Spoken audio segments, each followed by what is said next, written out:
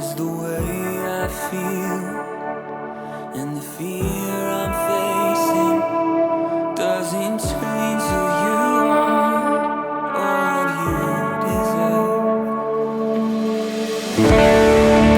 I give you my worship, you still deserve it. You're worthy, you're worthy of my song. I pour out your praises and blessing and breaking.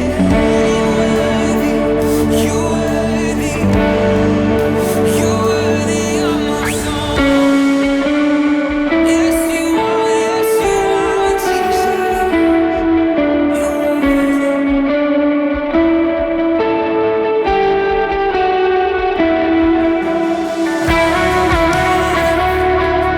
like my king is risen, gonna preach from my song.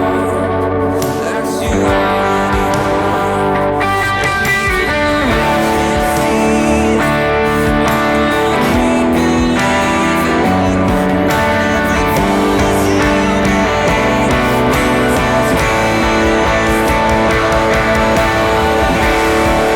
I give you my worship, you still deserve it. You're worthy, you're worthy of my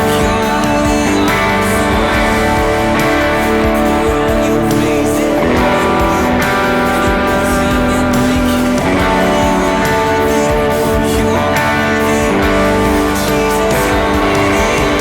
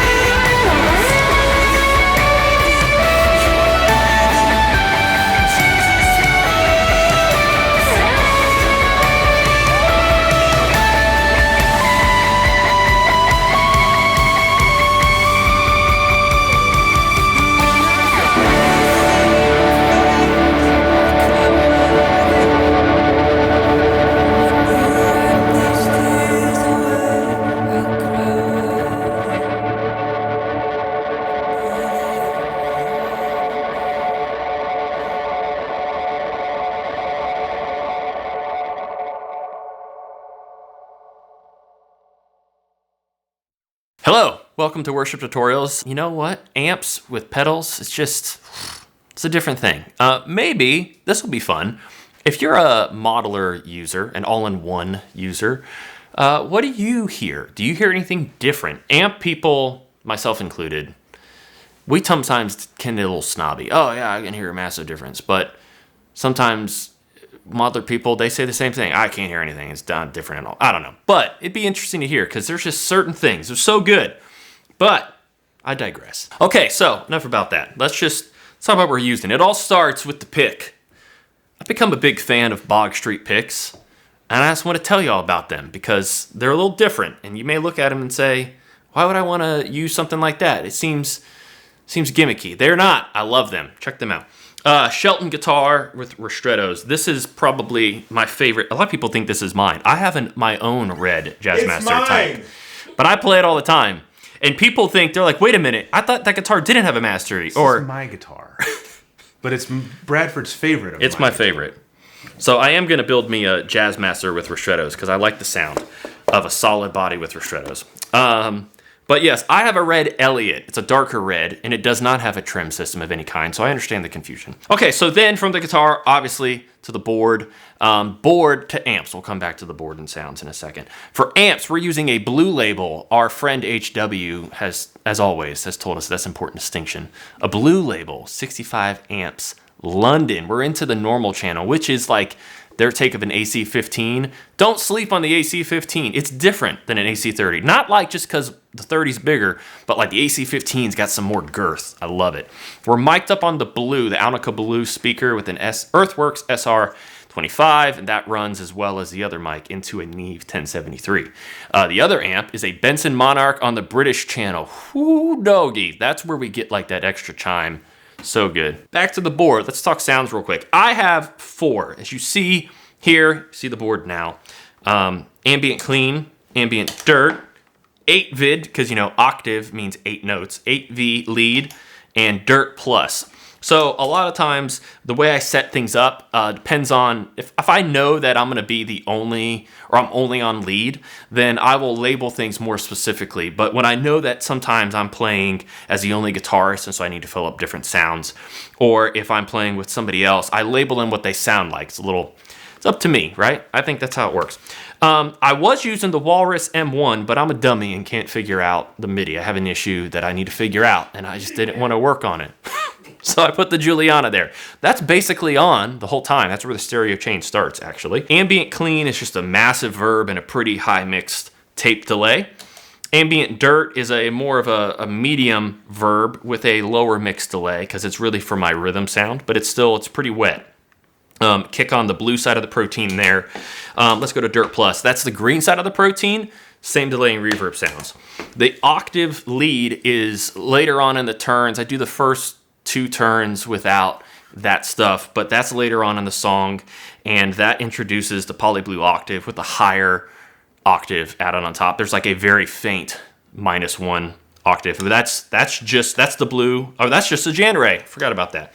So it depends on the guitar and the amp. Sometimes I'll stack drives instead of using one pedal. It just depends on how the amp takes it. At the outro, I step on the Bloom for that riff because I just wanted to get a little juicier, and it's really, really awesome. Of course, regularly use the Gravitas, and this, because you can't really tell, this is an A3 custom Stompbox, A3 Stompbox custom volume pedal. I really like it. It's solid. It's got a nice throw, feels really good. It definitely feels better on an angled board. I've gotten used to playing volume pedals on angled boards because I love me a pedal train. But it feels really nice, really solid. Check those guys out. But those are the bases of my sounds. Those are the bases. Those are my sounds. These are my sounds. And I have been Bradford. This is Worship Tutorials. Patches are available. Links below for the various units that they're available for. They're not going to sound identical. They don't sound identical across the different companies, the families, but if you're looking to get this song, and the sounds that I just described will be laid out on those units, you can find that below. Thanks for checking this out. Hit subscribe, like, be notified, comment, share, hug, save, acquire. Bye.